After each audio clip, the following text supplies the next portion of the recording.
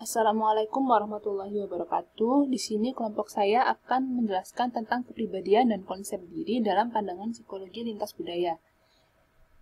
Saya Ervinda Anis Nafsina dan kedua teman saya yaitu Claudia Diva Azahro dan Dea Novina Putri Sadewa.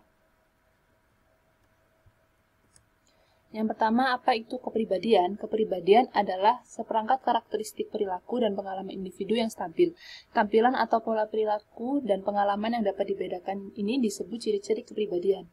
Ciri-ciri membantu mendefinisikan suatu kepribadian. Jika digabungkan, sifat-sifat Anda membentuk tipe-tipe tertentu.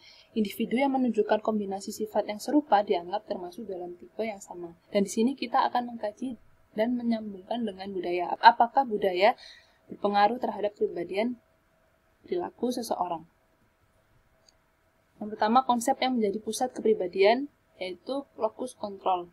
Yang dimaksud dengan locus control adalah sejauh mana individu percaya bahwa mereka dapat mengontrol dan memengaruhi suatu peristiwa. Hal ini dapat dibedakan menjadi dua jenis kelompok besar. Yang pertama adalah seseorang yang memiliki locus control internal dan seseorang yang memiliki locus control eksternal. Locus kontrol internal ini mereka lebih suka menjelaskan peristiwa yang dipengaruhi oleh faktor internal yang dapat dikontrol, yaitu dalam diri kita. Kita mengontrol diri kita sehingga kita dapat mengaruhi suatu peristiwa. Sedangkan mereka yang memiliki locus kontrol eksternal lebih suka menjelaskan peristiwa yang dipengaruhi oleh faktor eksternal, yaitu di luar dari dalam diri kita yang tidak dapat kita kendalikan. Jadi hal itulah yang mengatur atau mempengaruhi suatu peristiwa terjadi. Dan jika dikaitkan dengan budaya, pola umum locus kontrol di seluruh kelompok, negara, dan budaya yang telah diteliti oleh beberapa pakar disebutkan bahwa mereka tidak konsisten. Jadi budaya tertentu tidak mencerminkan locus kontrol tertentu dalam diri seseorang. Yang selanjutnya adalah kepribadian autotelik. Seseorang yang memiliki kepribadian autotelik ini menemukan keseimbangan yang tepat antara aktivitas serius dan aktivitas bermain. Ini adalah istilah umum untuk menggambarkan seseorang yang cenderung menikmati aktivitas yang secara alami bermanfaat dan tidak selalu terkait dengan tujuan material seperti uang, ketenaran, dan status sosial yang tinggi.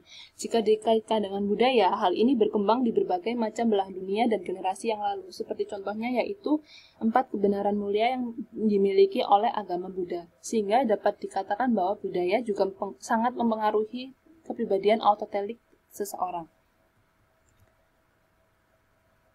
Tentang karakter nasional, selama periode penelitian lintas budaya relatif singkat, para peneliti dan praktisi memusatkan perhatian pada pertanyaan apakah karakteristik kepribadian tertentu merupakan ciri khas warga negara tertentu.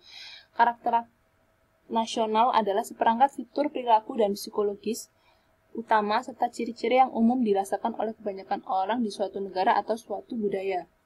Dan ini dapat menjelaskan bahwa secara tidak langsung budaya sangat mempengaruhi karakter seseorang. Karena budaya berada selalu di sekeliling kita dan secara tidak langsung masuk ke dalam diri kita dan secara tidak langsung pula mempengaruhi kepribadian kita. Perkenalkan, nama saya Dea Novina. Saya akan melanjutkan materi dari kelompok saya yang selanjutnya adalah the self. Istilah diri mengacu pada representasi identitas seseorang atau subjek pengalaman. Psikolog umumnya menerima bahwa diri muncul pada antarmuka antara proses biologis batin seseorang dan konteks ekokultural mereka.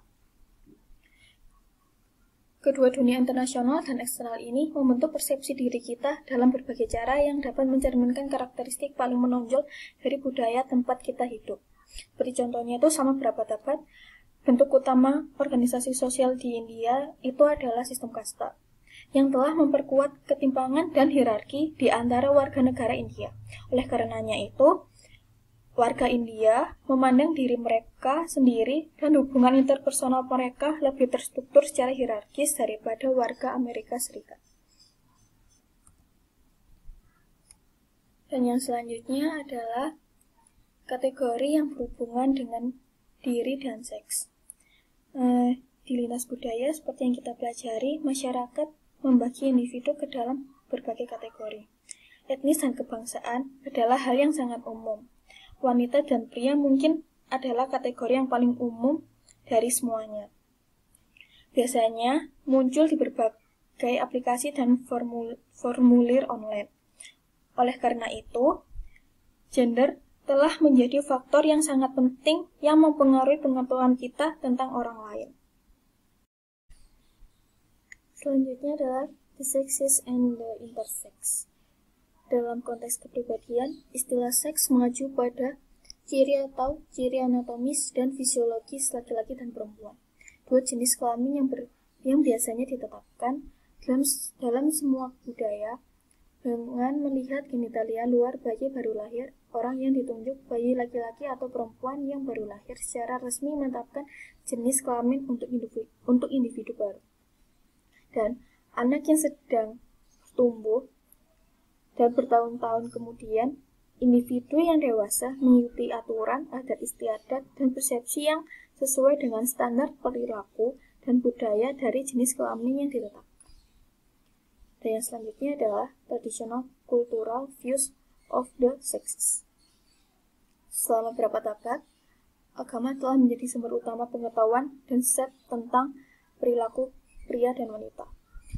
Apa yang harus mereka lakukan dan bagaimana mereka seharusnya diperlakukan sebagai anggota masyarakat. Secara teori, pria dan wanita dilahirkan sederajat. Misalnya, memiliki keyakinan yang sama bahwa Adam dan Hawa adalah pria dan wanita yang asli diciptakan oleh Tuhan. Dan pria dan wanita itu dianggap berbeda. Perempuan dan laki-laki itu dilahirkan dengan ciri-ciri alamiah dan anatomis yang berbeda, dan oleh karena itu harus berbeda dalam perilaku, perasaan, pandangan, dan perilaku mereka.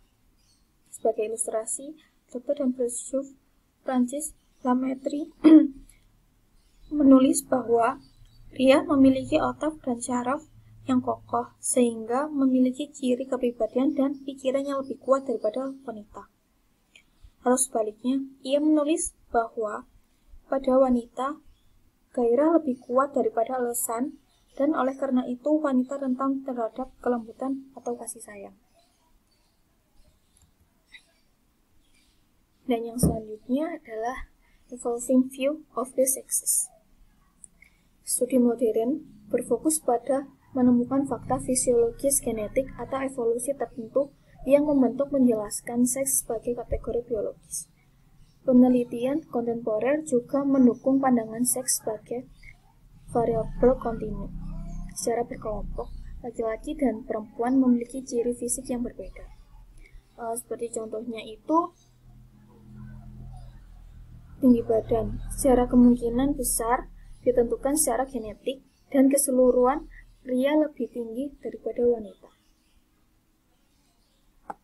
Saya Claudia Diva akan melanjutkan penjelasan dari teman saya.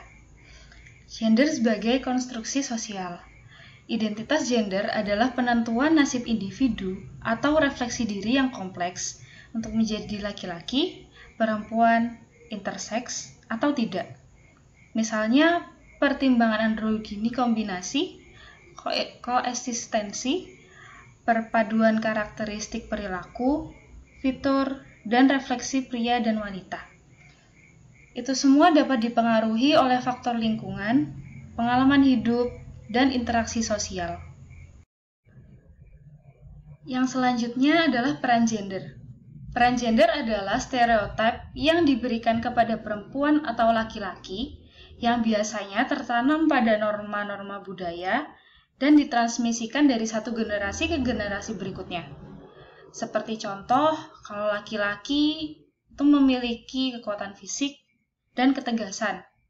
Kalau dalam perempuan, dia memiliki kecantikan dan sifat yang lemah lembut.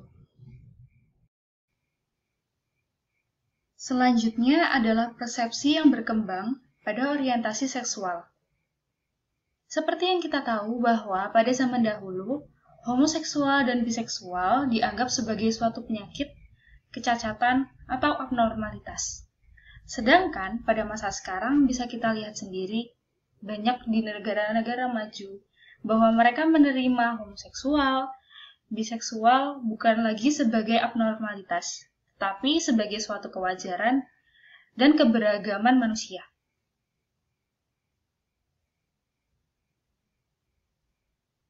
Yang selanjutnya ada identitas agama. Prisma pemahaman identitas agama ada 4. Yang pertama adalah percaya.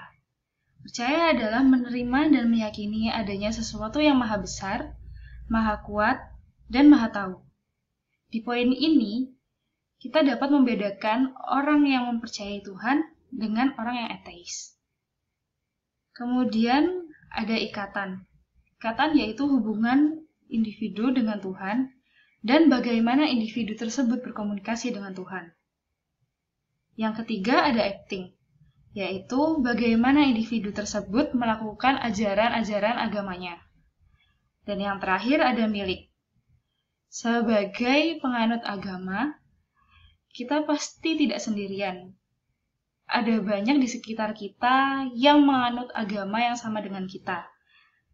Bisa disebut juga sebagai jamaah atau komunitas agama. Yang terakhir ada melihat tubuh sendiri. Identitas individu tidak selalu mengacu pada afiliasi etnis, agama, atau gendernya. Seperti yang kita tahu, standar kecantikan tiap negara itu berbeda-beda. Di Indonesia sendiri, pasti kita tidak asing dengan kata keadilan sosial bagi seluruh rakyat yang good looking. Tapi, jangan berkecil hati. Dengan kita diberikan kesehatan oleh Tuhan, itu patut disyukuri loh. Good looking aja tidak akan cukup kuat jika tidak memiliki sistem kekebalan tubuh yang kuat juga. Apalagi di masa sekarang ini, kita wajib untuk menjaga kesehatan diri kita sendiri. Sekian dari kelompok kami, dan kami ucapkan terima kasih. Apakah kalian ada pertanyaan?